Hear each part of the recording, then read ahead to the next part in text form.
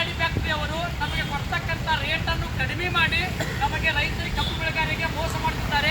ಅದಕ್ಕಾಗಿ ಇವತ್ತು ನಾವು ಎಲ್ಲರೂ ನಮ್ಮ ಮನೆಯಲ್ಲಿ ಹಬ್ಬ ಮಾಡ್ಬೋದಿತ್ತು.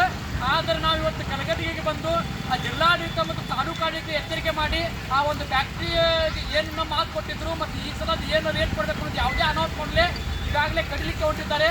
ಅದಕ್ಕಾಗಿ ನಾವು ಅದನ್ನು ಬಂದ್ ಮಾಡಲಿಕ್ಕೆ ಎಲ್ಲ ರೈತ ಮುಖಂಡರಲ್ಲಿ ಸೇರಿದ್ದೇವೆ. ಎಲ್ಲ ತಾಲೂಕಿನ ರೈತರು ನ್ಯಾಯಕ್ಕಾಗಿ ರೈತರಿಗೆ ದೊಡ್ಡ ಅನ್ಯಾಯ ಆಗಿದೆ. ಆ ಒಂದು ಅನ್ಯಾಯ ಸಲ್ಪಟ್ಟು ನಮ್ಮ ಸಂಘಟನೆಯಿಂದ ಎಲ್ಲರೂ ನಾವು ಹೋರಾಟ ಮಾಡುತ್ತೇವೆ. ನಾವೆಲ್ಲರೂ ಅನ್ಯತೆ ಭಾವಿಸಿದೆ ನಮಗೆ ರೇಟ್ ಬರ್ತೈತೆ. ಯಾಕಂದರೆ FRP ಇರೋದು ಹಳೆಯ ಫ್ಯಾಕ್ಟ್ರಿದು 4,000 ರೂಪಾಯಿ, ಅದರಲ್ಲಿ ಅವರು 3,050 ರೂಪಾಯಿ ಅಷ್ಟೇ ಘೋಷಣೆ ಮಾಡಿದ್ದಾರೆ.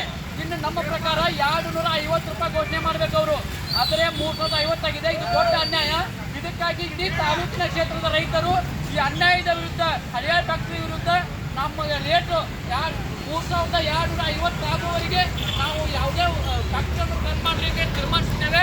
ಎಲ್ಲರೂ ರೈತ ಬಾಂಧವರು ಕೈ ತಮ್ಮಲ್ಲಿ